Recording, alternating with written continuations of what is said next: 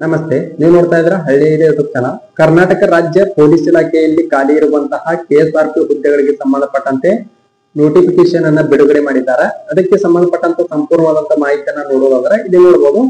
ಕರ್ನಾಟಕ ಸರ್ಕಾರ ಪೊಲೀಸ್ ಇಲಾಖೆ ಅಂತೇಳಿ ಅಪ್ಸರ ಪೊಲೀಸ್ ಮಹಾನಿರ್ದೇಶಕರ ಕಚೇರಿ, ಕರ್ನಾಟಕ ರಾಜ್ಯ ಮೀಸಲು ಪೊಲೀಸ್, ನಂಬರ್ 2, ತುಪ್ಪತುಂಗ ರಸ್ತೆ, ಬೆಂಗಳೂರು ಅಂತೇಳಿ ದಿನಾಂಕ 13/6/2025 ಈ ನೋಟಿಸ್ ಅನ್ನ ಬಿಡುಗಡೆ ಮಾಡಿದ್ದಾರೆ. ಕೆಎಸ್ಆರ್ಪಿ ಮತ್ತು ಕೆಆರ್ಪಿಸಿ ಸ್ಥಳೀಯೇತರ 1500 ಹುದ್ದೆ ಮತ್ತು ಸ್ಥಳೀಯ ವೃಂದದ 445 ಹುದ್ದೆಗಳನ್ನು ಮತ್ತು ಐಆರ್ಬಿ ಮುನಿರಾಬಾದ್ ಘಟಕದ 220 ಹುದ್ದೆಗಳಿಗೆ ನೇರ ನೇಮಕಾತಿ ಮೂಲಕ ಭರ್ತಿ ಮಾಡಲು ವರ್ಗೀಕರಣವನ್ನ ಕಳಿಸುವ ಬಗ್ಗೆ ಅಂತ ಹೇಳಿದ್ದಾರೆ. ಒಟ್ಟು 1500 ಹುದ್ದೆಗಳನ್ನ ಇಲ್ಲಿ ಭರ್ತಿ ಮಾಡಲು ಈಗಾಗಲೇ ವರ್ಗೀಕರಣವನ್ನ ಕಳಿಸಲು ಎಲ್ಲಾ ಬೆಟಾಲಿಯನ್ಗಳಿಗೂ ಕೂಡ ಕಳಿಸಿದ್ದಾರೆ. ಇಲ್ಲಿ ಹುದ್ದೆಗಳ ವರ್ಗೀಕರಣವು ಕೂಡ ಈಗಾಗಲೇ ಬಂದಿದೆ. ಇಲ್ಲಿ ನೋಡಬಹುದು, ಇದರಲ್ಲಿ 2% ಮೀಸಲಾತಿಯನ್ನ ಕ್ರೀಡಾಪಟುಗಳಿಗೆ ಮೀಸಲಾಗಿಟ್ಟಿದ್ದಾರೆ. ಇಲ್ಲಿ ನೋಡಬಹುದು, ಹುದ್ದೆಗಳ ವರ್ಗೀಕರಣವನ್ನು ಕೂಡ ಕೊಟ್ಟಿದ್ದಾರೆ. ಯಾವ್ಯಾವ ಬೆಟಾಲಿಯನ್ ಅಲ್ಲಿ ಎಷ್ಟೆಷ್ಟು ಹುದ್ದೆಗಳದಾವ ಅಂತ ಹೇಳಿ. ಒಂದು ಎಸ್ಆರ್ಪಿ ಪುರುಷ ಮಿಕ್ಕುಳಿದ ವೃಂದದ ನೇಮಕಾತಿಗೆ ಸಂಬಂಧಪಟ್ಟಂತೆ 1ನೇ ಪಡೆ ಬೆಂಗಳೂರಿನಲ್ಲಿ ಒಟ್ಟು 149 ಹುದ್ದೆಗಳದಾವ. ಅದರಲ್ಲಿ ಸಾಮಾನ್ಯದವರಿಗೆ 146 ಹುದ್ದೆ, ಕ್ರೀಡಾಪಟುಗಳಿಗೆ 3 ಹುದ್ದೆಗಳನ್ನ ಮೀಸಲಾಗಿಟ್ಟಿದ್ದಾರೆ. 2ನೇ ಪಡೆ ಬೆಳಗಾವಿಯಲ್ಲಿ 175 ಹುದ್ದೆಗಳದಾವ. ಸಾಮಾನ್ಯದವರಿಗೆ 172 ಮತ್ತು ಕ್ರೀಡಾ ಮೀಸಲಾತಿಯಲ್ಲಿ 3 ಹುದ್ದೆಗಳನ್ನ ಮೀಸಲಾಗಿಟ್ಟಿದ್ದಾರೆ. ಇನ್ನು 3ನೇ ಪಡೆ ಬೆಂಗಳೂರು ಅಲ್ಲಿ 110 ಹುದ್ದೆಗಳದಾವ. 108 ಸಾಮಾನ್ಯದವರಿಗೆ, ಕ್ರೀಡಾಪಟುಗಳಿಗೆ 2 ಹುದ್ದೆಗಳು. ಇನ್ನು 4ನೇ ಪಡೆ ಬೆಂಗಳೂರು ಅಲ್ಲಿ 141 ಹುದ್ದೆಗಳದಾವ. ಸಾಮಾನ್ಯದವರಿಗೆ 138 ಹುದ್ದೆಗಳು, ಕ್ರೀಡಾಪಟುಗಳಿಗೆ 3 ಹುದ್ದೆಗಳದಾವ. ಇನ್ನು 5ನೇ ಪಡೆ ಮೈಸೂರು ಅಲ್ಲಿ 159 ಹುದ್ದೆಗಳದಾವ. ಸಾಮಾನ್ಯ ವರ್ಗದವರಿಗೆ 156 ಮತ್ತು ಕ್ರೀಡಾಪಟುಗಳಿಗೆ 3 ಹುದ್ದೆಗಳನ್ನ ಮೀಸಲಾಗಿಟ್ಟಿದ್ದಾರೆ. ಇನ್ನು 7ನೇ ಪಡೆ ಮಂಗಳೂರು 254 ಹುದ್ದೆಗಳದಾವ. ಸಾಮಾನ್ಯ ವರ್ಗದವರಿಗೆ 249, ಕ್ರೀಡಾಪಟುಗಳಿಗೆ 5 ಹುದ್ದೆಗಳನ್ನ ಮೀಸಲಾಗಿಟ್ಟಿದ್ದಾರೆ.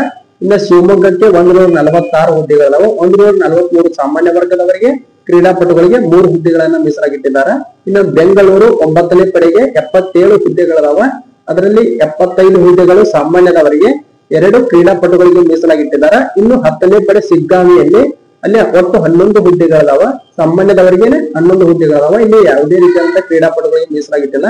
ಇನ್ನು ಹಾಸನ 102, ಅದರಲ್ಲಿ ಸಾಮಾನ್ಯ ವರ್ಗದವರಿಗೆ 100, ಇನ್ನು ಕ್ರೀಡಾಪಟುಗಳಿಗೆ 2 ಹುದ್ದೆಗಳು. ಇನ್ನು ತುಮಕೂರಿನಲ್ಲಿ 102 ಹುದ್ದೆಗಳದಾವ. ಸಾಮಾನ್ಯ ವರ್ಗದವರಿಗೆ 100 ಹುದ್ದೆಗಳು, ಉಳಿದ ಕ್ರೀಡಾಪಟುಗಳಿಗೆ 2 ಹುದ್ದೆಗಳು. ಒಟ್ಟು 1426 ಹುದ್ದೆಗಳಿಗೆ ಅರ್ಜಿಗಳು ಇಲ್ಲಿ ಸದ್ಯದಲ್ಲೇ ಪ್ರಾರಂಭವಾಗ್ತಾ ಇದೆ. ಸಾಮಾನ್ಯದವರಿಗೆ 1398 ಕೆಎಸ್ಆರ್ಪಿ, ಇದು ಪುರುಷರಿಗೆ ಹೇಳ್ತಾ ಇರೋದು, ಪುರುಷ ವಿದ್ಯಾರ್ಥಿಗಳಿಗೆ. ಇನ್ನು ಮಹಿಳೆಯರಿಗೆ ನೋಡುವುದಾದ್ರೆ ಇಲ್ಲಿ ಬೆಳಗಾವಿ 2ನೇ ಪಡೆಯಲ್ಲಿ ಒಟ್ಟು 15 ಹುದ್ದೆಗಳದಾವ. ಸಾಮಾನ್ಯ ವರ್ಗದವರಿಗೆ 15 ಹುದ್ದೆಗಳನ್ನ ಮೀಸಲಾಗಿಟ್ಟಿದ್ದಾರೆ. ಇಲ್ಲಿ ಕ್ರೀಡಾ ವಿಭಾಗದ ಮಹಿಳೆಯರಿಗೆ ಯಾವುದೇ ಮೀಸಲಾತಿ ಇಲ್ಲ. ಇನ್ನು 4ನೇ ಪಡೆ ಬೆಂಗಳೂರು 31 ಹುದ್ದೆಗಳದಾವ. ಅದರಲ್ಲಿ 30 ಹುದ್ದೆಗಳನ್ನು ಸಾಮಾನ್ಯ ವರ್ಗದವರಿಗೆ, 1 ಕ್ರೀಡಾ ಮಹಿಳೆಯರಿಗೆ ಮೀಸಲಾಗಿಟ್ಟಿದ್ದಾರೆ.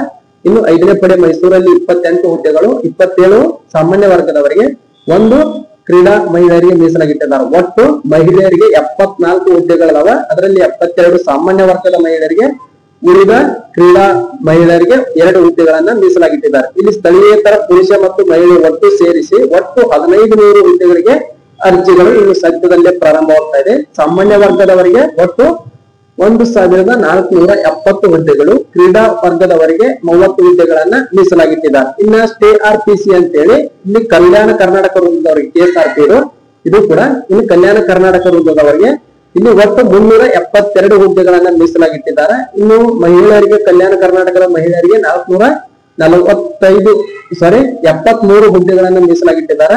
ಜೊತೆಗೆ ಕಲ್ಯಾಣ ಕರ್ನಾಟಕದಲ್ಲಿ ಒಟ್ಟು 445 ಹುದ್ದೆಗಳನ್ನ ಮೀಸಲಾಗಿಟ್ಟಿದ್ದಾರೆ ಕಲ್ಯಾಣ ಕರ್ನಾಟಕದ ಸ್ಪರ್ಧಾರ್ಥಿಗಳಿಗೆ. ಅದರಲ್ಲಿ ಸಾಮಾನ್ಯ ವರ್ಗದವರಿಗೆ 436 ಮತ್ತು ಉಳಿದ ಕ್ರೀಡಾ ವರ್ಗದವರಿಗೆ 9 ಹುದ್ದೆಗಳನ್ನ ಇಲ್ಲಿ ಮೀಸಲಾಗಿಟ್ಟಿದ್ದಾರೆ. ಇನ್ನು ಕಲ್ಯಾಣ ಕರ್ನಾಟಕದಲ್ಲಿ ಭಾರತೀಯ ಮೀಸಲು ಪಡೆ ಮುನಿರಾಬಾದ್ ವೃತ್ತದಲ್ಲಿ ಒಟ್ಟು 220 ಹುದ್ದೆಗಳಿಗೆ ಇನ್ನು ಸದ್ಯದಲ್ಲಿ ಅರ್ಜಿ ಕೂಡ ಪ್ರಾರಂಭ ಆಗ್ತದೆ. ಅಲ್ಲಿ ಸಾಮಾನ್ಯ ವರ್ಗದವರಿಗೆ 216, ಕ್ರೀಡಾ ವಿಭಾಗಕ್ಕೆ 4 ಹುದ್ದೆಗಳನ್ನ ಮೀಸಲಾಗಿ ಇಟ್ಟಿದ್ದಾರೆ. ಇನ್ನು ಅನೇಕ ಜನ ಕೇಳಬಹುದು, ಇದಕ್ಕೆ ಅರ್ಜಿ ಸಲ್ಲಿಸಬೇಕಾಗಿದ್ರೆ ಮಿನಿಮಮ್ ಕ್ವಾಲಿಫಿಕೇಶನ್ ಏನಾಗಿರ್ಬೇಕು ಅಂತೇಳಿ. ಇದು ಕೆಎಸ್ಆರ್ಪಿ.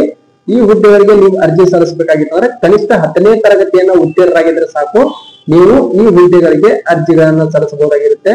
ಕನಿಷ್ಠ 10ನೇ ತರಗತಿ ಆಗಿರ್ಬೇಕು, ಜೊತೆಗೆ ಕನಿಷ್ಠ 18 ವರ್ಷ ವಯೋಮಿತಿಯನ್ನ ನೀವು ಹೊಂದಿರಬೇಕಾಗುತ್ತೆ. ಇಷ್ಟಿದ್ರೆ ಸಾಕು, ನೀವು ಅತಿ ಸರಳವಾಗಿ ಈ ಹುದ್ದೆಗಳಿಗೆ ಅರ್ಜಿಗಳನ್ನ ಸಲ್ಲಿಸಬಹುದು. ಮತ್ತೆ ನೆಗೆಟಿವ್ ಮಾರ್ಕಿಂಗ್ ಇರುತ್ತೆ, ನೋಡ್ಕೊಂಡು ಪರೀಕ್ಷೆಗಳನ್ನ ಎದುರಿಸಬೇಕಾಗತ್ತೆ.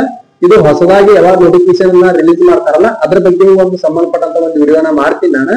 ಮತ್ತೆ ಈ ವಿಡಿಯೋ ಯಾವ ರೀತಿ ಅರ್ಜಿ ಹಾಕಬೇಕು, ಎಲ್ಲಾ ಇಲಾಖೆಯ ಹುದ್ದೆಗಳಿಗೆ ಹೆಂಗ್ ಅರ್ಜಿ ಹಾಕ್ಬೇಕು ಎಂಬುದನ್ನು ಕೂಡ ನಾನು ಮುಂದೆ ತಿಳಿಸ್ತೇನೆ ನಿಮ್ಗೆ. ಈ ವಿಡಿಯೋ ಇಷ್ಟ ಆಗಿತ್ತು ಅಂದ್ರೆ ದಯವಿಟ್ಟು ಲೈಕ್ ಮಾಡ್ಕೊಳ್ಳಿ. ಹಾಗೆ ಈ ವಿಡಿಯೋನ ಇತರ ನಿಮ್ಮ ಗೆಳೆಯರಿಗೂ ಕೂಡ ಶೇರ್ ಮಾಡಿ. ಮತ್ತು ಇದೇ ಮೊದಲ ಬಾರಿಗೆ ಯಾರಾದ್ರೂ ನಮ್ಮ ಯೂಟ್ಯೂಬ್ ಚಾನಲ್ ನೋಡ್ತಾ ಇದ್ರೆ ಸಬ್ಸ್ಕ್ರೈಬ್ ಮಾಡ್ಕೊಳ್ಳಿ ಅಂತ ಹೇಳ್ತಾ ಈ ವಿಡಿಯೋನ ಇಲ್ಲಿಗೆ ಮುಗಿಸ್ತಾ ಇದ್ದೀನಿ.